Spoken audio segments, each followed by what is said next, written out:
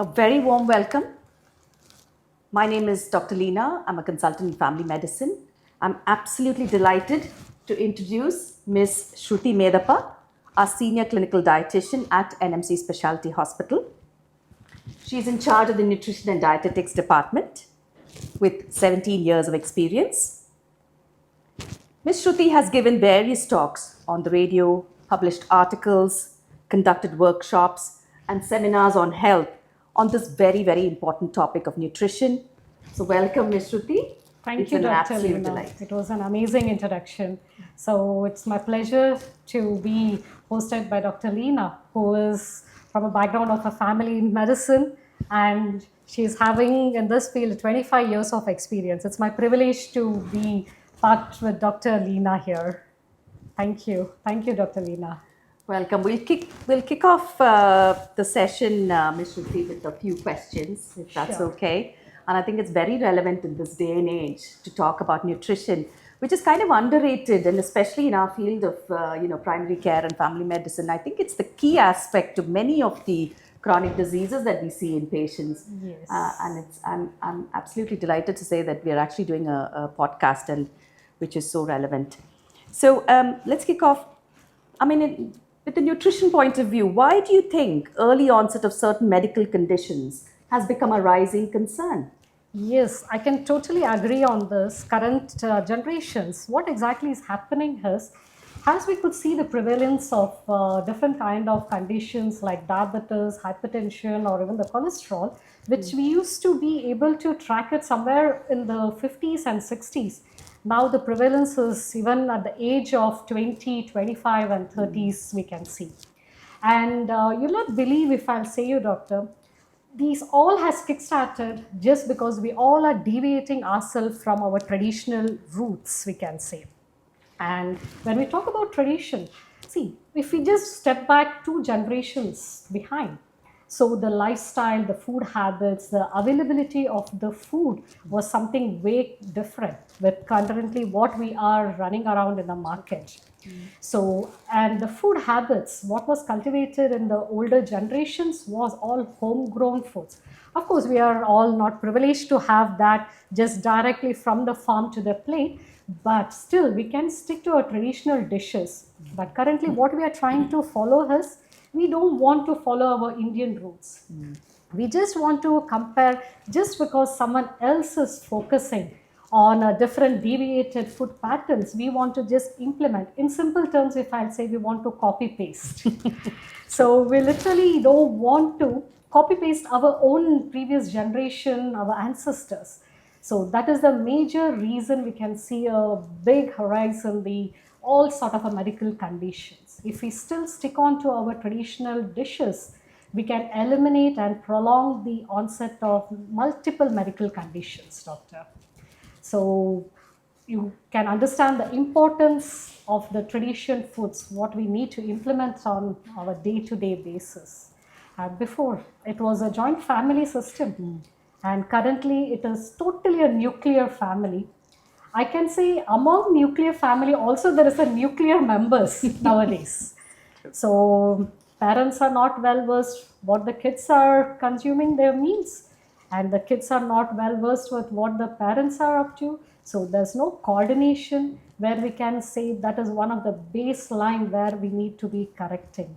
So the family meal, to consume it all together, at least one meal, I totally understand it's a fast moving pace currently. Both are working parents, so it's highly impossible to have all 3 meals together. But at least one meal, we should take it as a challenge to consume it on the table together with the family. And we cannot impose the things on our today's generation kids. We have to be an example. We have to set an example to them. So I totally believe you start modifying your lifestyle, implementing good food habits, physical activity. I'm sure our kids will start doing the same thing. So now you might have understood what is the reason for the rise in the multiple medical conditions, doctor. Yeah, absolutely. Yes. I 100% agree. And I think, patients ask me, oh, doc, my mother is not here, my wife is not here, so we eat outside.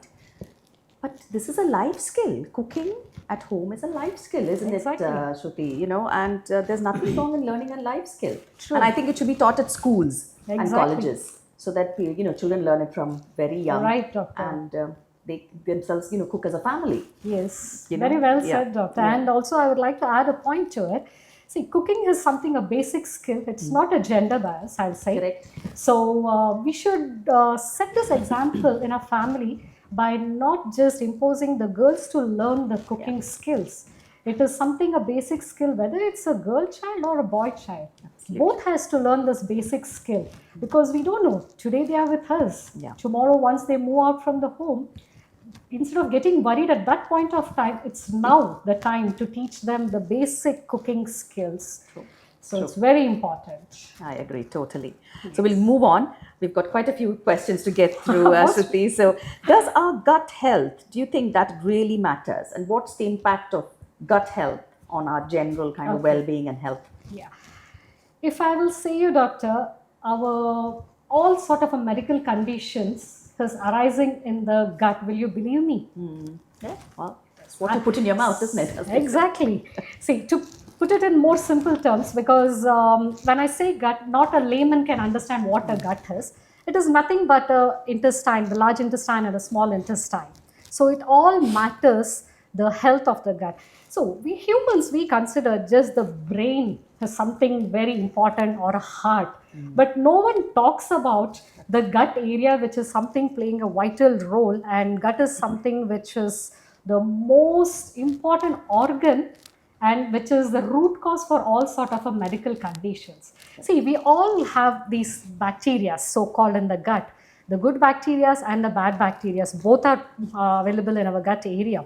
But what's important is the balance of bad bacteria goes high and the good bacteria are getting minimized. That is when the problem starts occurring. And also when we talk about the gut health, it is just not talking about improvising on the gut area.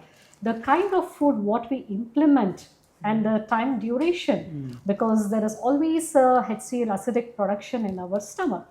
So when we're keeping a longer gaps, the acid productions are increasing, leading to excess of bloating, indigestion issues, constipation. Very few people understand, if I will say, gut is something, the most important organ in a human body than brain or even the heart, I will say. So we have to take care of our gut by consuming a lot of natural probiotic foods or anti-inflammatory food habits has to be cultivated on day-to-day basis. And many times when we get a patient, a simple question they ask is, so how do I convert my good bacteria by implementing the pills? Shortcuts. To be frank, I'll say you, there is no shortcut to improvise or heal your gut area. Efforts and also a consistent disciplined lifestyle and a food habits is something the most important and a priority role we can say. So I hope you all will understand the importance of the healthy gut. So everything is linked with the gut. Yes. Thank you, Shruti. Yes, absolutely. Because what we fuel our brain and heart, as you just said, is from the gut, isn't it? Exactly. So what matters, so certainly matters, so important what we that's put in our right. mouth. So another hot topic, isn't it? Millets. So millets are talk of the town, isn't it? And what are your views on that? What's your call on it, Shruti? Yes, millets is something I can say is the future. To be frank, I cannot say even the future, it was the past. It was somewhere lost in between, I can say. It became a food of birds and animals. But no, that is not the fact, to be frank.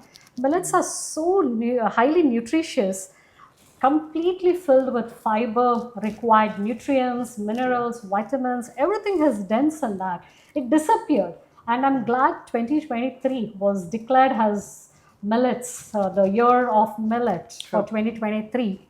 And the millet started gaining that recognition which was lost somewhere, so-called bird food. No, it is amazing food for the humans, we can say. And millet is something, even a person is having any gluten intolerance, Yes. Yes, those patients also can consume millet with no side effects as well. So when millets also is so important, the reason is it is sustainable in all kind of a climatic conditions, and the soil also, the water intake, all this is minimal requirement.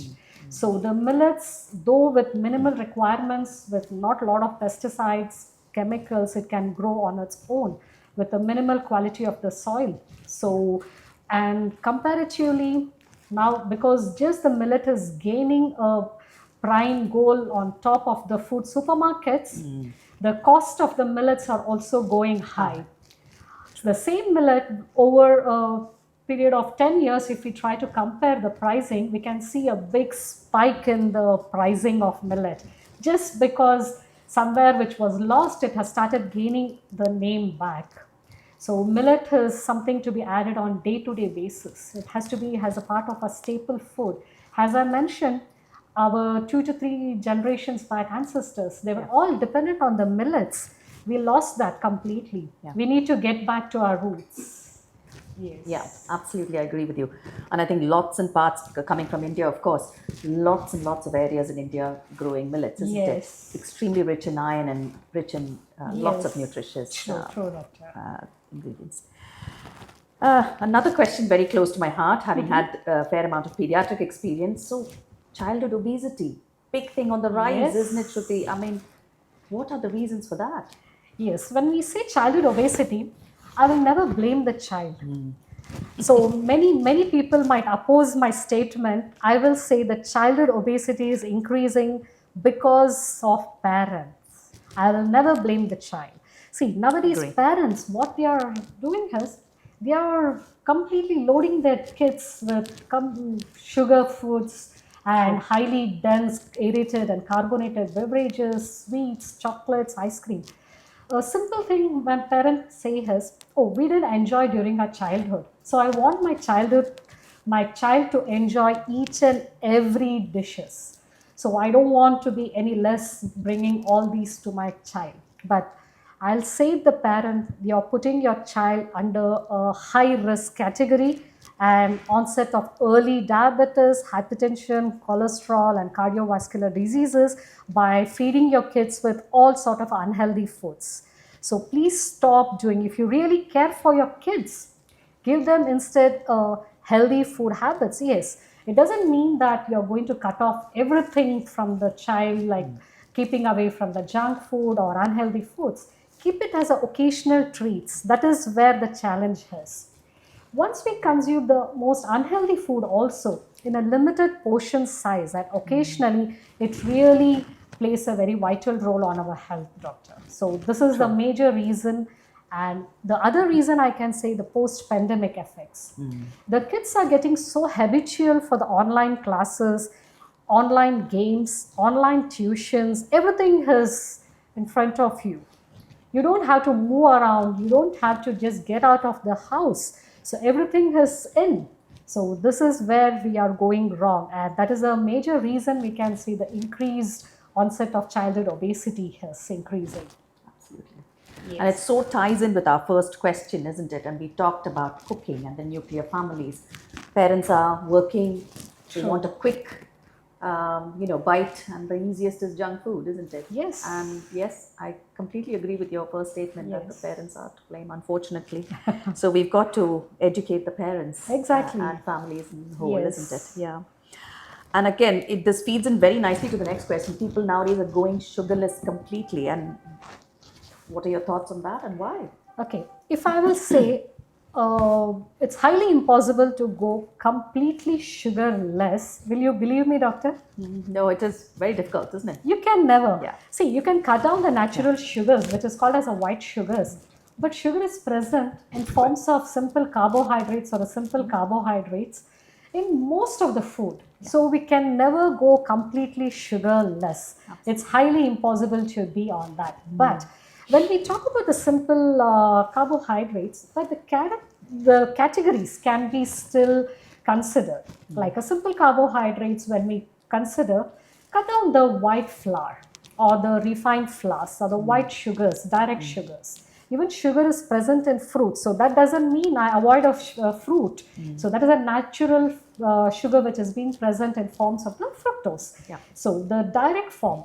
And also when we call it as a processed form of the sugar, those, yes, I will say that you have to try to cut down as much as possible and try to keep away from that. And when we say about the fruit, nowadays it's something quite famous. Everyone saying, I start a day with a fruit smoothie or a fruit juice True. or a detox fruit juices, they say.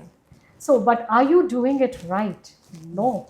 See, you're increasing your serving sizes when you're blending the fruit in form of smoothies, in the form of juices. Instead, eat fruit rather than blending it. You're losing fiber in it. Correct. And you're losing the track of the serving sizes. So please ensure to consume the fruits in the form of cut fruits, not in the form of juices or blending it in the form of smoothies, which plays a big difference, I can say, Dr. with this. Absolutely. And Yes. yeah, and you know your tinned fruits that you get, again, extremely Yes. high in sugar, isn't it? Exactly. Because they open a tin and then you can just pour. Easy Yes. option. You don't have the effort to peel the fruit and things. So That is being dipped with sugar brine completely. Totally. Because that acts as a natural preservative. That is how the it's lasting tinned in the food, tin. it's lasting for so long. Yeah, Yes. I know. So having Shruti, having spoken about going sugarless and things, so what's your opinion on artificial sweeteners then? Yes. Artificial sweeteners, doctor, currently I will say it is hitting the market on a bad level. And the marketing techniques they are using, for example, if I will consider stevia. Stevia is something which is being proven as per the research and studies that it is one among the safest artificial sweeteners. And I too agree on it. But the aspect I will say you, the stevia studies which is being proven that is healthy is on the green leaf extract.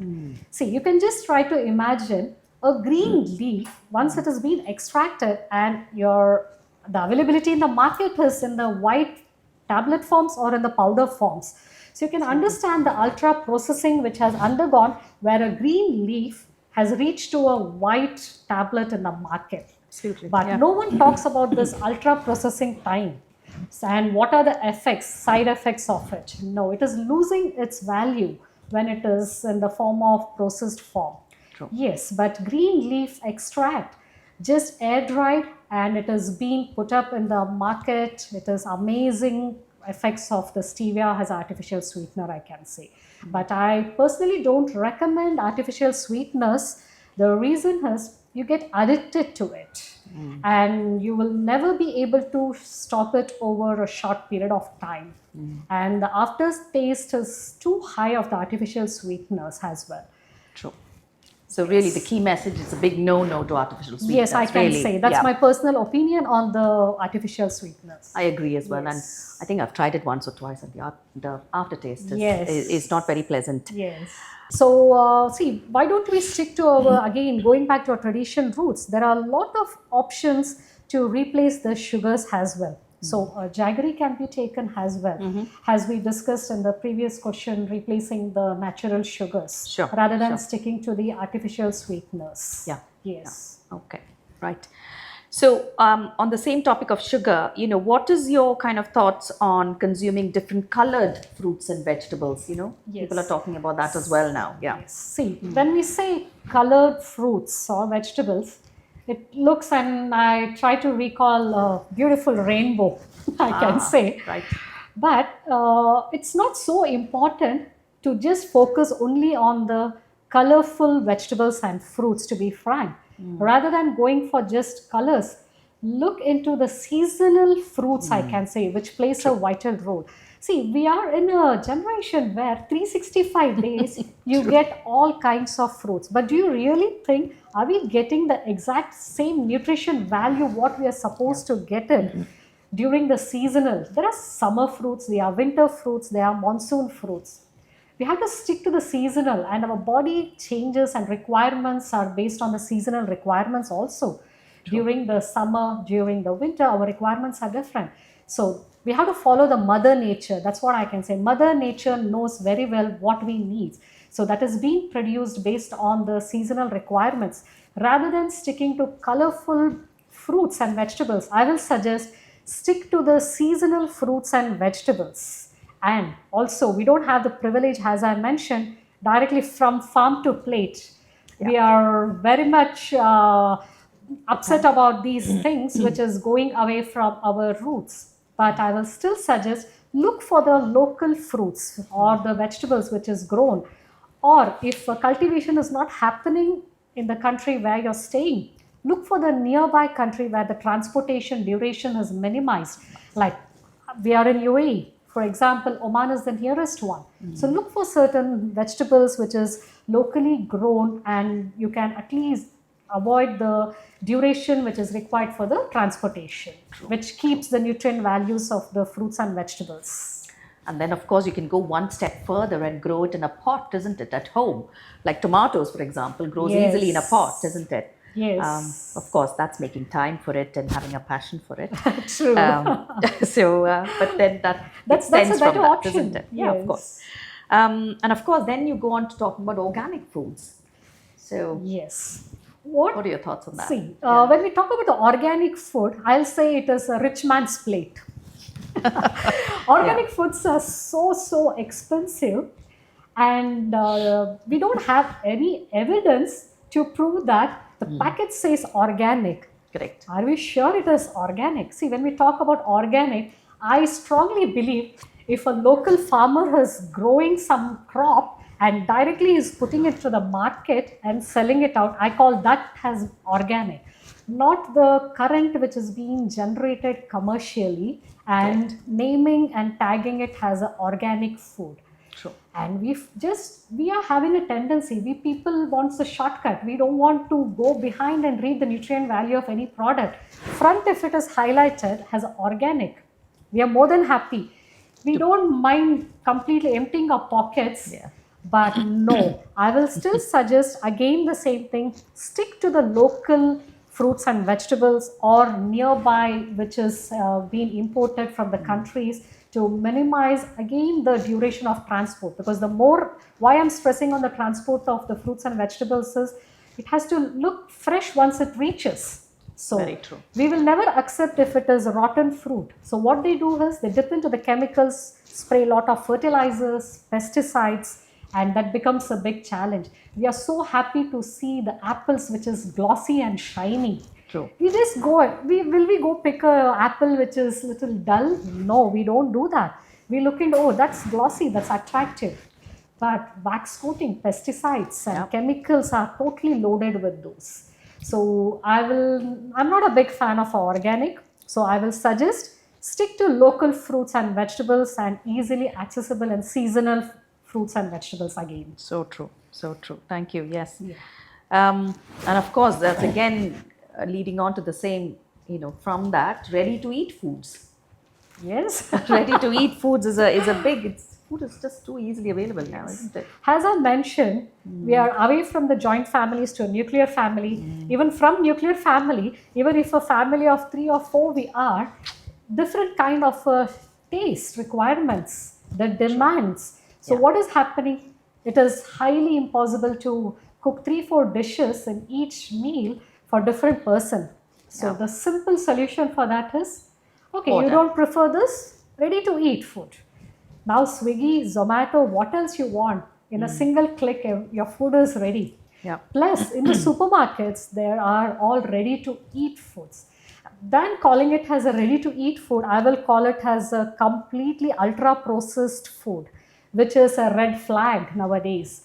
So I will never say, try to the mother nature from what the food you get as a cultivated food, cooking method, and directly on your plate it is. So once it is completely reaching to a commercial level or getting processed, it is no more a healthy food. It becomes a red flag, we can say. True. Very, very true. And it goes back to the cooking skills again, isn't it? We're coming back circles. Yes. Teaching cooking at a very young age. True. And Doctor. doing that as a family. Yes.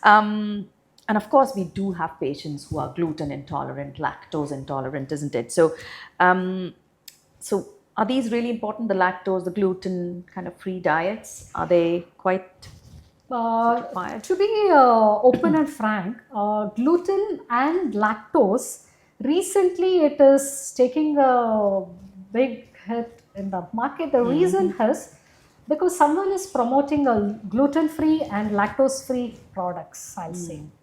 And they are promoting that milk has become one of the biggest culprit and the gluten or the wheat products has become the culprit. So they want to market their own products of gluten-free or even the lactose-free products. I'll say until and unless a blood workup is done and it shows a sensitivity towards the gluten or a gluten intolerance or even a lactose intolerance, I would not recommend to completely cut off with the gluten and lactose. Yeah. But there are certain conditions, though they are not having any gluten allergic reactions or a lactose allergic reactions, I would still recommend for certain gastro patients who are extremely with bloating or extremely indigestion issues, we do give a trial basis. The reason behind that is for the gut healing. And getting back again to the roots, I'll say the reason is milk or a wheat is or a gluten is not a real culprit, I'll say. The real culprit is, see, the cows before it used to just go around grazing the natural grass which was present. Now commercially fed. And milk is extracted. So where are we going wrong? Is the milk wrong or the feed what we are giving to the cow is wrong? So we have to understand that the same thing is happening with the wheat as well.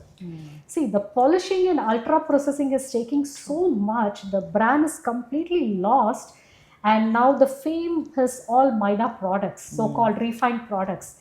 We can never name a bakery store without even a single dish without a refined flour in it. And cost effective, it is very affordable compared to the millets. See, you will not be able to find, Doctor, any certain snacks in the supermarkets made of millets. The reason is, again, even if it's available, oh, this is cost effective. I'm getting this cookies at this price, which is prepared with a refined flour. So people want to pick that. They don't want to. And again, I'm not saying that the more expensive items you pick it's healthy. No, again, that is a myth. So look into the ingredients. There is something so-called a nutrient value on each and every packaging. Don't look into just the front page of the packet and don't fall for the marketing tricks. Any dishes is having ultimate marketing, I will say that is the marketing is required for only when it is to be boosted and brainwashed or brain fog to the customers. Healthy options don't have to. Have we ever seen tomatoes or certain fruits being marketing? Never we have seen. No. But other items, the packet foods are always marketed. So we have to think twice before we go and pick those ready to eat or the packet foods. So true, so true. Thank you for that. And last but not the least, the other thing making trends is detox water. Yes. So what do you think about that? See, detox water is something I can say nowadays they are using it as a weight loss drink. To reduce weight? Yes. But see, detox water, when we consume it, there are certain methods, the ingredients, what goes into that also plays a very vital role. And when you consume it on an empty stomach, it's really effective. But if you are consuming a detox water, keeping into consideration only for a weight loss, I will say no. It is nothing a so-called miracle drink. Just by drinking a detox water, if everyone would have started shutting down weight, this entire world, WHO had declared then detox water and there wouldn't be any categories of obese, morbid obese or overweight. Correct. So it is nothing so-called a miracle drink. A disciplined lifestyle and modification and sticking to our traditional roots, I can say, and simplifying and increasing our physical activity, and lack of physical activity due to the sedentary lifestyle has also become one of the biggest challenge. And families consuming the meal together, it looks and sounds very silly and simple when I say, but no, when we are having a family meal together, at least one meal, it makes a very big impact on the entire family members. The bonding or the enjoyment, what we consume, the food. Food is something not to be consumed within front of the gadgets or the TVs. Each and every bite, we need to relish it enjoy the taste, and it's something, a happy moment when you're consuming food. So these are the importance of the detox. Don't consider it as just a weight loss. True. Never. Very true. Very, very Yes. true. And I think it's that holistic way of living, isn't it? Exactly. To summarize, I think, isn't it, Shruti? It's the holistic way of living, cooking together, Yes. eating together, the family bonding. Exactly. And I keep going back to cooking as a life skill Yes. to teach kids from young, avoiding the junk Yes. foods, exercise. People don't have time. My Yes. patients, doctor, no time, doctor, no time. But we all only have 24 hours in the Exactly. day. And we've got to make the time, isn't it? True, true. However, Exactly, little. doctor. When So, you mentioned to me, we don't have time, I always correlate. In the olden generations, this term was used in the hospital. This patient doesn't have time anymore. He's having very short of time. Correct. But nowadays, we come to hear this from each and every patients who come across. The first thing when we give them a diet plan or we give them advice, the first thing which pops out them, I exactly don't have time for physical activity. This is what we come across. But I'll say, if you don't make time for yourself or for your health, then something else will start barging into your health. So that will become a biggest challenge, we can say. And as we concluded, I would like to consider, like, it's not only five sense organs in our body we play a vital role in. So there are certain five elements also.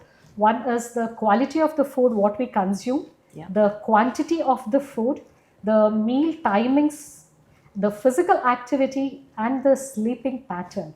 Sleeping pattern is something which is quite underrated currently and least being given an important level. But sleeping pattern, once it's disturbed, there is a hormonal imbalances which is occurring and ending up having multiple start of the health issues, we can say. Yeah. So true. So true. yes. Yeah.